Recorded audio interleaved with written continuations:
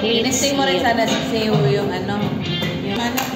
Dito na yung halo-halo na with chili.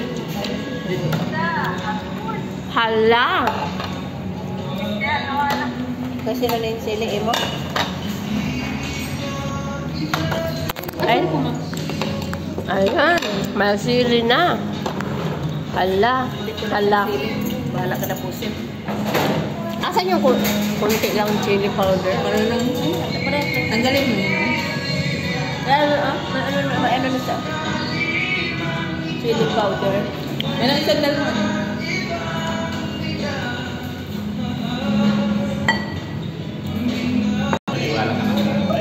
Naniniwala na ako na meron talagang halo-halo na ano, na chili halo-halo. Akala ko hindi totoo. Parang sa naik lang to matatagpuan. Ang anghang naman ito. Oo. Tanggalan. Tatanggalan natin ang palaman.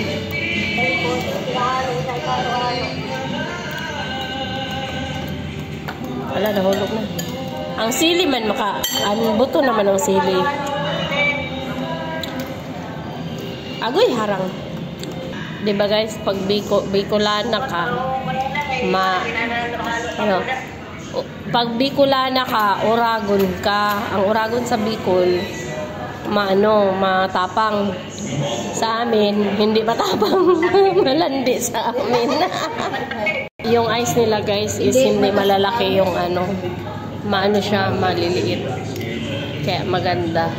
Maganda yung pagka mix ng ice. This is only 148 peso. Sa mga around na pwede kayo dito mag-visit sa Benz.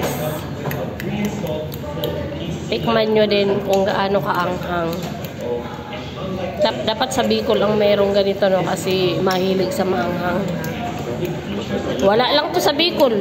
Mga lang, sili nga doon, inuulam. Lagyan lang ng suka. Siyo ilyo, di ba? Ganon. Ayan na guys, nahalo na natin. Ready to eat na. Tikman na natin ang maanghang na halo-halo.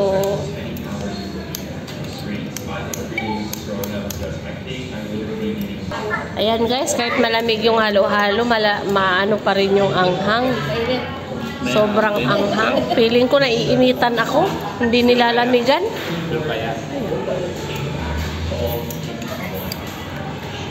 Pati sa tiyan mo, abot ang unghang sa tiyan.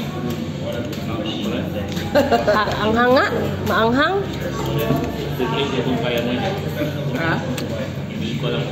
Pero masarap yung lasa. Anghang nga lang.